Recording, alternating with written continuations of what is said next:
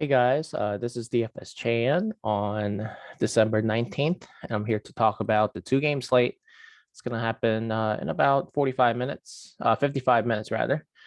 So yeah, let's dive in. It's only a two-game slate. As you guys know, a lot of the EPL games have been either postponed or canceled because of COVID cases in those countries, but also within the clubs themselves. A lot of players tested positive. So really, I mean, that's why I made the video when I did. Some clubs didn't even disclose who had COVID. So it was like really hard to predict who's going to start. So I figured it'd be easier this way to kind of have confirmed starters to kind of go over, what each player brings in terms of value, in terms of, projection and everything. So yeah, let's dive in. So first game is Newcastle versus Manchester City. Obviously, Manchester City, whether they're home or on the road, they're the big favorite every time because they're the best team. As you guys can see here, let's talk about where they are on the standings. Man City is in the first place, and Newcastle is one of the bottom three teams that are going to be relegated if standings hold as of now. Newcastle also, I know from playing a lot of soccer DFS, gives up a lot of crosses and gives up a lot of chances created. Rather, they call it shots assisted on DK. So I'm gonna be focusing a lot on the crossers for Man City because the matchup is very much favored in those players. I feel like on the flanks that will likely cross the ball a little more. Although Man City does not like to cross the ball as much as, like, let's say other elite teams, Liverpool and Arsenal or Chelsea, Liverpool or Chelsea rather. So yeah, let's dive in. So yeah, for Man City, obviously, like I said, big favorite. I think the odds indicate that only Man City will score likely. And then match goals, total goals, they even skip 2.5 because they think it's gonna be over 3 goals. So there are gonna be a lot of goals. I think here Newcastle likes to play open. So yeah, we're just gonna have to chase some goals here, I think. So that means it looks like Mahrez, Kevin De Bruyne, Raheem Sterling are starting and the three, and then Jesus is playing the lone striker position, looks like. And Rodri and Silva, the back midfielders, more defensive positions. And then Cancelo and Zinchenko, the fullbacks. So it looks like, let's see, Grealish is out, Foden is out. They've been kind of dealing with injuries. And Gundogan is out. Wow. So that's an interesting, but even, I mean, despite all of those benches, players on the bench, I mean, Man City's still elite. So I fully expect Man City to dominate possession. I don't think I'll be playing any Newcastle players unless you're going deep GPP and you think they'll score one. I don't think they'll score more than one. But if they do score, I'm sure Callum Wilson or Joelinton. And then Ryan Fraser, Matt Ritchie hasn't been great. Also, he's gonna have to play a lot of defense against Man City, ball dominated team. So Fraser, maybe Almiron, and then Joe Willock, Callum Wilson, Joe Linton. They like to shoot the ball a little more than other players on that team. So those are probably my only considerations for deep GPP. I don't think I'll even play, honestly, any of the Newcastle players. I think I'd rather play maybe some players from the Wolverhampton and Chelsea this game, the second game that I'll talk about. But for Man City, like I said, I'll focus. I mean, really, it's a Russian roulette. You have to kind of guess the players that are gonna score. So far, Raheem Sterling actually has been in really, really good form. So Sterling will probably be in my lineup, I think, because he's been in such good form. And then Kevin De Bruyne with him and Mahrez. I mean, those are probably the two highest floor guys, Mahrez and Bruyne, and then Joao Cancelo. Cancelo has been shooting the ball quite a bit as well, even though he's playing the fullback position and cross the ball. So those three guys are probably the three highest floor guys, and then GPP slash goal chasing players. I'd say Sterling, Jesus, and then Bernardo Silva, and then maybe Zinchenko as like if you think he'll get an assist by crossing the ball. So, like I said, Newcastle gives up a lot of chances created, a lot of shots, a lot of crosses. So it's gonna be a very domination game, in favor of Man City, I think. So, sorry that's not probably as helpful as it used for about when I talk about other teams, but it's tough with Manchester City. You just kind of have to guess which players will score, because they love to just pass the ball. It's not like other teams where they cross the ball and then there are like 2-3 players that are more likely than other players to score. Man City really like any of these players can score except for maybe the center backs. Like I've seen Rodri go off, Silva go off, even though they're playing defensive midfielder positions. But like I said, three highest floor guys: Kevin De Bruyne, Riyad Mahrez, and then Joao Cancelo. But Raheem Sterling has been in good form. So the second game on the slate is Wolves versus Chelsea. Chelsea is a decent sized favorite on the road. Both teams to score no. Wow. So they think only Chelsea will score again. Wolverhampton has been having a hard time scoring goals this season with or without Jimenez, who is starting today.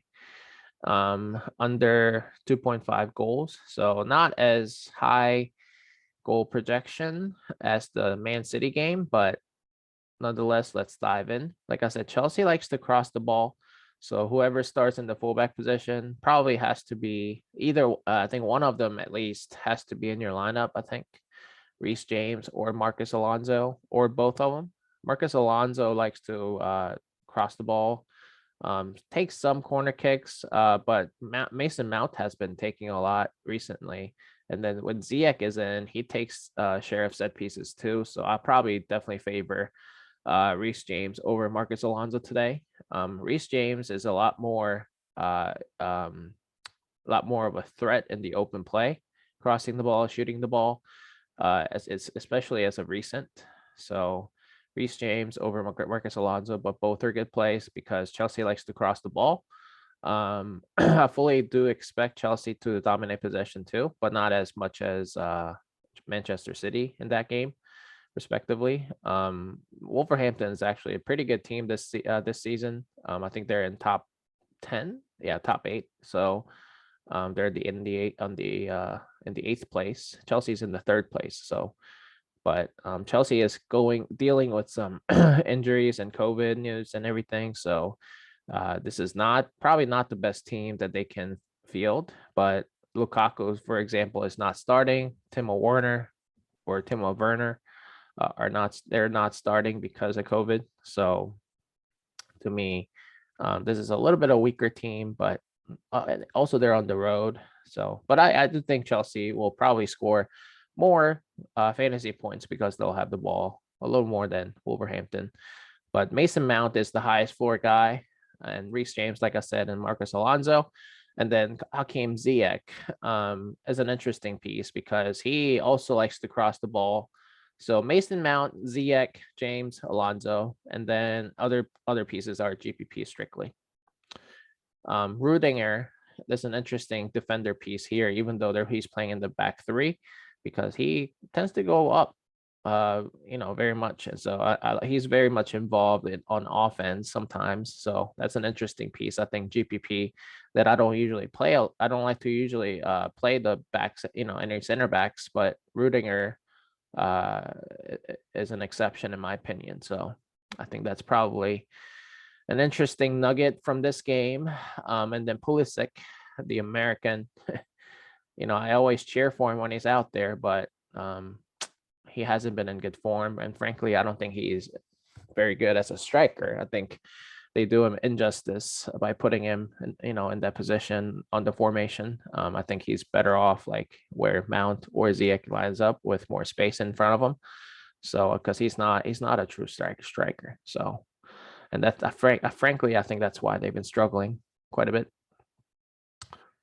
On the Wolverhampton side, like I said, I'll probably be playing a lot of Man City players and then maybe sprinkle of Chelsea and then Wolverhampton, depending on which side, obviously, that I think will win. I think Chelsea will win, but I don't mind playing Wolves a little bit in GPP. For the Wolves, Eight Nori is not starting today. It looks like I think he is injured. He had a monopoly on set pieces and everything for a while, and then Joe Matinho took some from him. So Joe Matinho is probably going to be now on set pieces, but now Marcal is starting and Kia whoever is starting.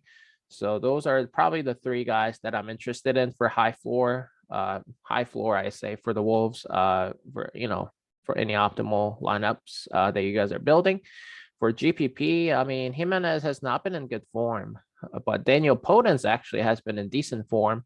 So I don't mind him. I don't mind playing him and take my chances with him if you are playing in a deep, big GPP.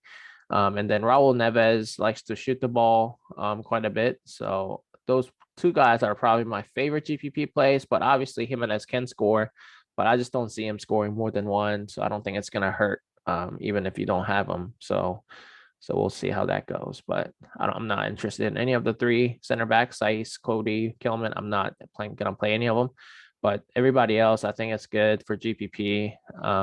But like I said, Chelsea's going to dominate the ball. So I'm mostly going to play Man City and Chelsea, and then maybe Man City and Wolves, maybe in one lineup. So we'll see how that pans out. But yeah. So like I said, this is going to be a lower scoring match, at least according to Vegas odds. And I agree with them. And then Man City, Newcastle likes to give up a lot of goals and gaps on their defense. So I fully expect this game to be high scoring. So we'll see how that pans out. But obviously, it could be a good fade, natural pivot and leverage by playing more Chelsea guys than Man City. If you think Chelsea will route the Wolves as well, but the Wolves have been pretty good on defense. So let's kind of last thing I'll see is how many goals that the Wolves have been giving up. So see, like 0. Even against Man City, they gave up only gave up 1-1-0. I mean, so I don't really expect Chelsea to score more than 1 or 2, but in the Man City game, I think they're gonna score at least 2. So that's all I got for you guys today. If you guys have any questions, let me know.